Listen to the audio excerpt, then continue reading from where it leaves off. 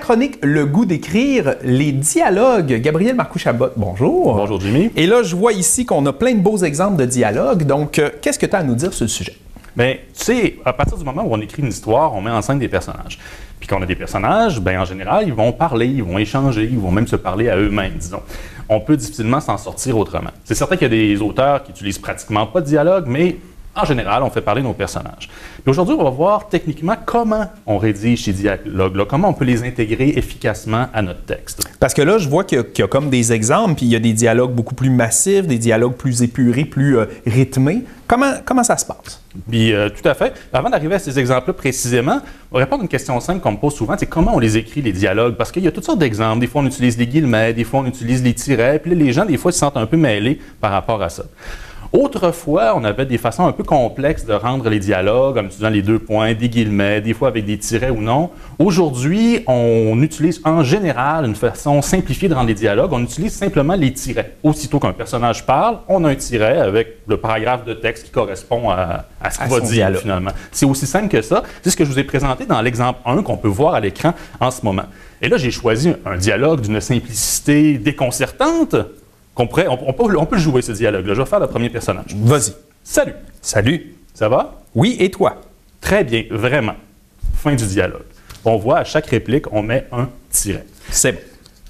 Évidemment, dans un dialogue, il y a plus que des paroles. Parce qu'un personnage qui s'exprime, il est dans une situation particulière, il vit des émotions. Il y a tout un monde intérieur qui vont modifier un peu la façon dont il peut prononcer ses répliques. Je vais prendre la simple phrase « je t'aime ».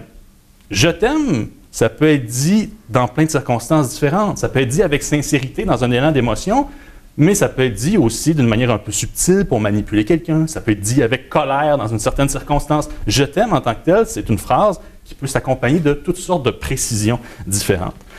Alors, pour qu'on comprenne ces précisions-là, pour qu'on comprenne la psychologie des personnages, la complexité d'une situation, bien, il y a moyen d'ajouter ces précisions-là dans le texte, puis il y a toutes sortes de façons de le faire. Si on prend notre exemple numéro 2, oui. On a notre même dialogue que tantôt. Tous les exemples vont reprendre exactement le même dialogue. Ah, d'accord.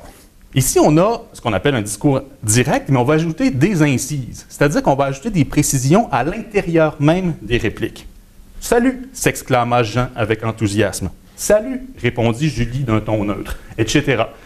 Les phrases sont intégrées.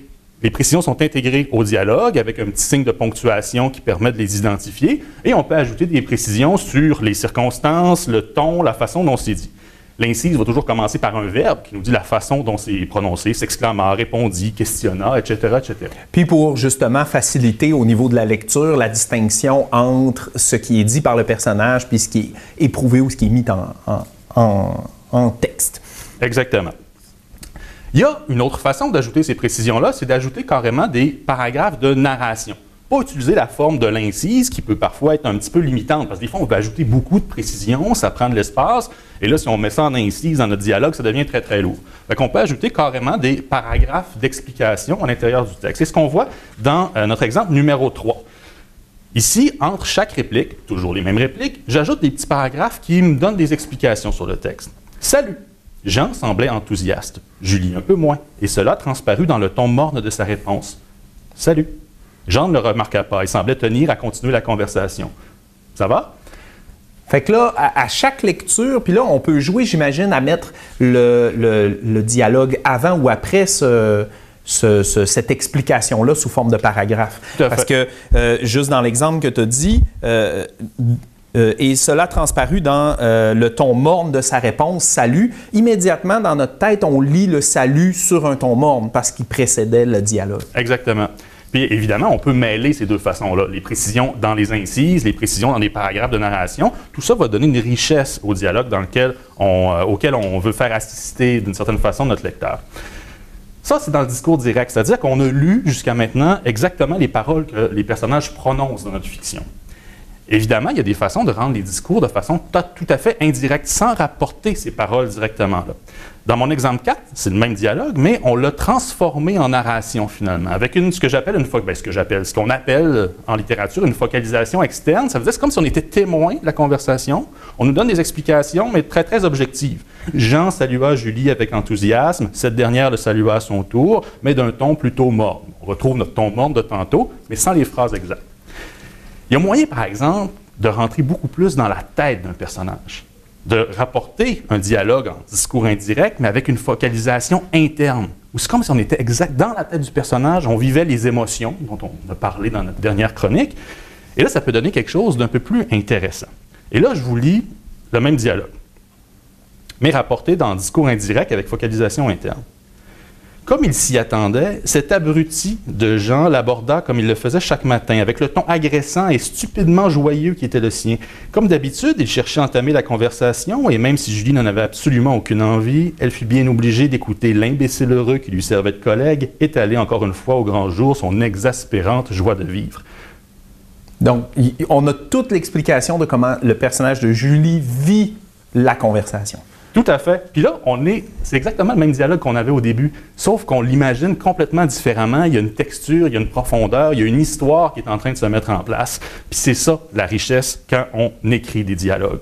Puis il y a un exemple numéro 6 qu'on peut mettre à l'écran aussi, dans lequel on mélange tout ça. On mélange le discours indirect, on mélange avec les incises, avec les précisions dans le paragraphe, ça devient quasiment une petite histoire, ça devient une espèce de petite histoire qui s'autosuffit. Puis j'imagine que chacun des types, on peut jouer puis expérimenter avec ça parce que ça dépend un peu de ce qu'on veut. Comme si on veut un personnage qui donne une explication très technique, mais que nous, on n'a pas les connaissances, on dit « il expliqua alors de façon très technique ». Puis ensuite, si on veut un dialogue justement plus proche, plus humain, on écrit la ligne de dialogue. Est-ce que tu aurais des trucs ou des conseils en terminant pour comment jouer avec ces dialogues? Bien, oui, tout à fait. Un exercice que j'aime proposer, qui est assez ludique, qu'on peut faire surtout en temps où on est derrière nos écrans, on se met à plusieurs, 2, 3, 4, 5, et on construit pour commencer un dialogue d'une façon très, très libre. Tu sais, chacun écrit une réplique sans savoir exactement où on s'en va. On s'arrange pour que les personnages se répondent. Ça donne quelque chose. Ça peut être pas obligé d'être très, très long. Et après ça, chaque personne va reprendre le dialogue de son côté et va y ajouter des précisions avec toutes les façons dont j'ai parlé aujourd'hui. Des incises, des paragraphes et tout ça. Tout à fait. Pour que là, on comprenne la situation, on rentre dans la tête des personnages. Puis après, ce qui est intéressant, c'est de prendre tous ces dialogues-là et de les comparer. Puis souvent, à partir des mêmes textes, on se rend compte qu'on crée des situations qui sont complètement différentes. C'est assez agréable à faire, c'est ludique, puis comme ça, on apprend à maîtriser les ressources des dialogues. Bien, merci beaucoup, Gabriel Marcoux-Chabot. Toujours très intéressant, puis ça donne le goût d'écrire.